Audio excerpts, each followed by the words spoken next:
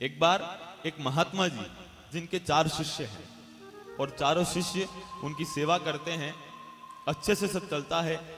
धीरे धीरे जब जीर्णता की ओर वे बढ़ते हैं, वृद्धावस्था की ओर जब बढ़ते हैं, जब शरीर साथ छोड़ देता है, महाराज जी पलंग पर जब पूरा शरीर अब रहता है, खुद से कुछ काम नहीं कर सकते, चारों शिष्य इनकी सेवा करते हैं।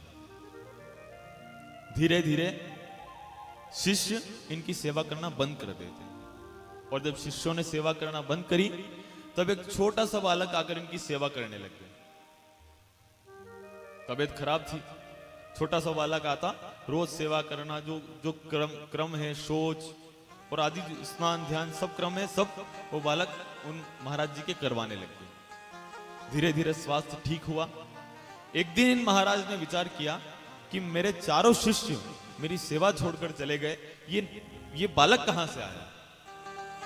जब एक दिन ये बालक सुबह आए और इनका हाथ पकड़ के इनको जब स्नान के लिए ले जा रहे हैं, तब ये महाराज जी एकदम उस बालक के हाथ से अपना हाथ छुड़ा के अपने हाथ से उस बालक का हाथ पकड़ लेते हैं और हाथ पकड़ के कहते हैं कि तुम कौन हो, अपना स्वरूप मुझे बताओ।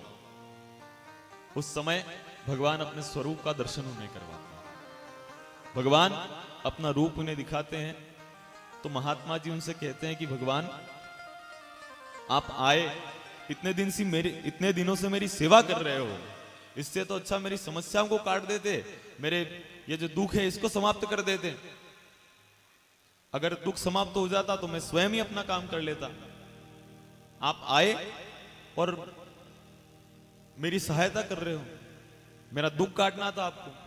तो भगवान कहते हैं कि महात्मा जी ये आपके कर्म का भोग है, आपके कर्म का फल है। आपने कर्म कुछ ऐसा किया था जिसकी वजह से आपको एक कष्ट सहन करना पड़ रहा है।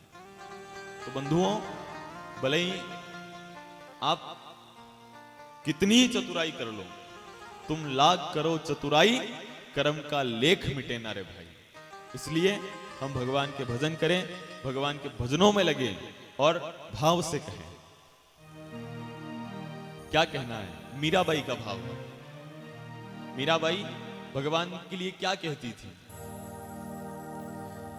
गिरधर जन्म मरण रासा थी, गिरधर जन्म मरण रासा थी, गिरधर जन्म मरण रासा थी, गिरधर जन्म मरण रासा थी।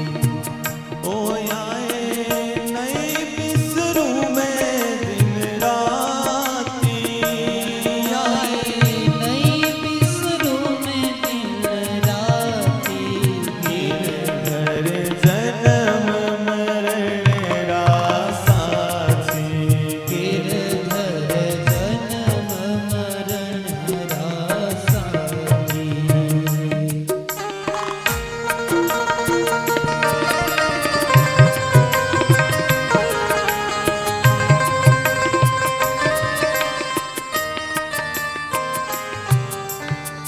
बोलिए सांवरिया सेठ की। जय।